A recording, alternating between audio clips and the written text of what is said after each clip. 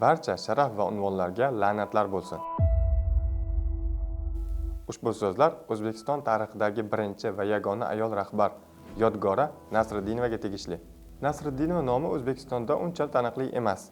Bilakis, u bir necha yil mahalliy, keyinchalik respublika va hatto ittifoq darajasidagi rahbarlik lavozimlarini egallagan. 1959-yilda Yodgora Nasridinova O'zbekiston SSR Oliy Soveti Prezidiumi raisi etib tayinlanadi. Ya'ni u respublikaning rasmiy rahbariga aylanadi. Shundan keyin uning respublikaning amaldagi rahbari Markaziy qo'mita bosh kotibi Sharof Rashidov bilan raqobati kuchayadi. Bu kurashda Brejnev qo'llagan Rashidov g'olib bo'ladi va Yodgora Nasridinova Moskvaga chaqirib olinadi. Unga ittifoq darajasidagi rahbarlik lavozimlari beriladi.